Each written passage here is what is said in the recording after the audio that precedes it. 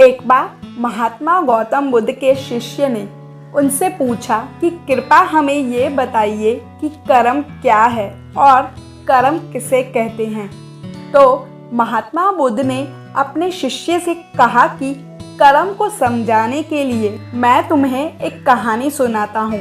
इस कहानी से तुम समझ जाओगे कि कर्म क्या है और कर्म किसे कहते हैं। और मैं आज आपसे वही कहानी शेयर कर रही हूँ जो महात्मा गौतम बुद्ध ने कई सालों पहले अपने शिष्य को कर्म क्या है समझाने के लिए बताई थी। तो इस वीडियो में लास्ट तक बने रहिएगा। चलिए शुरू करते हैं आज की वीडियो।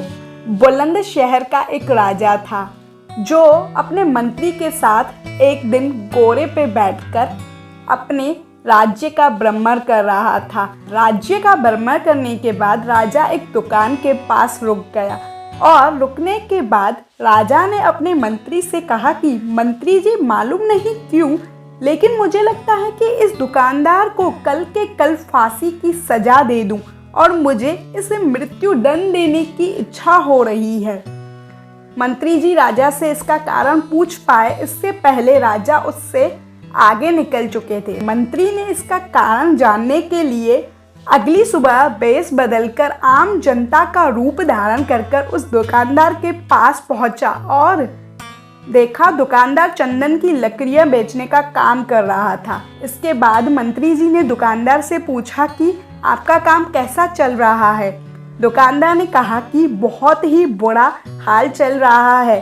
लोग दुकान पर आते हैं, चंदन को सूंघते हैं और फिर उसकी प्रशंसा भी बहुत करते हैं, लेकिन खरीदता कोई भी नहीं है। और इससे आगे बताया कि मैं सिर्फ इसी इंतज़ार में हूँ कि कब हमारे राज्य के राजा की मृत्यु हो जाए और उसके अंतिम संस्कार के लिए मेरे यहाँ से बहुत सारी चंदन की लकड़ियों को खरीद लिया जाए और शायद वहाँ से मेरे व्यापार में थोड़ी बहुत बढ़ोतरी हो जाए और मेरा व्यापार भी अच्छा हो जाएगा। इसके बाद मंत्री को सब बात समझ में आ गई कि यही वो नेगेटिव यानी नकारात्मक विचार है जिसने राजा के मन को भी नेगेटिव यानी नकारात्मक बना दिया है। वह मंत्री बहुत ही बुद्धिमान और होशियार था, तो इसलिए उसने सोचा कि मैं थोड़ी बहुत चंदन की लकड़ियाँ इस दुकानदार से खरीद लेता हूँ। और उसके बाद उस मंत्री ने उस दुकानदार से पूछा कि क्या मैं आपके दुकान से थोड़ी बहुत चंदन की लकड़ियाँ खरीद सकता हूँ। दुकानदार यह सुनकर बहुत खुश हो गया। दुकानदार ने कुछ चंदन की लकड़ियों को अच्छी तरह से पैक करके उस मंत्री को दे दिया।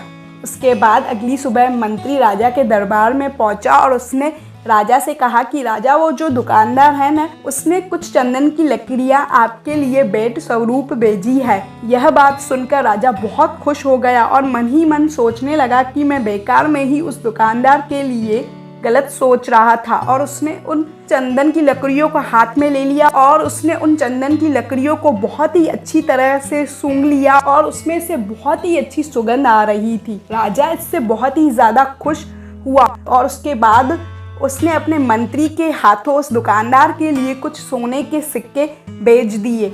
उसी आम जनता का रूप धारण करके अगली सुबह मंत्री जी दुकानदार के वहाँ पहुँचा और उसने वह सोने के सिक्के उस दुकानदार को दे दिए। इसके बाद दुकानदार बहुत ज़्यादा खुश हुआ और मन ही मन सोचने लगा कि मैं बेवजह ही अपने राज्य के राजा के लिए इतना गलत सोच रहा था। राजा तो बहुत ही ज़्यादा दयालु हैं।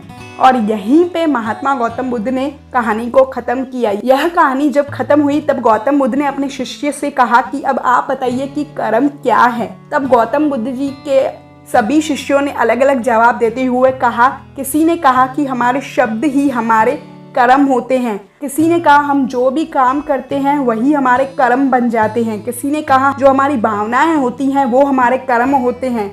लेकिन महात्मा बुद्ध ने अपने सभी शिष्यों के जवाब सुनने के बाद महात्मा गौतम बुद्ध ने कहा कि आपके विचार ही आपके कर्म होते हैं। अगर आपने अपने खुद के विचारों पर नियंत्रण पाना सीख लिया तब आप एक महान इंसान बन जाते हैं। जब आप अच्छा सोचते हैं तब आपके साथ अच्छा ही होता है और वो होता ही रहता है। आई होप ये स्टोरी आपको पसंद आई होगी। अगर आपको ये पसंद आई है तो इससे अपने फ्रेंड्स के साथ शेयर करना मत भूलिएगा। और भी इसी तरह की मोटिवेशनल स्टोरीज़ मैं इस चैनल पर डालती रहती हूँ। अगर आप मेरी चैनल पर नए हैं, पहली बार आए हैं, तो इसे सब्सक्राइब कर दीजिएगा। मिलती हूँ आपसे नेक्स्ट वीडियो में, तब तक के लिए स्टे कनेक्टेड, स्टे मोटिवेटेड।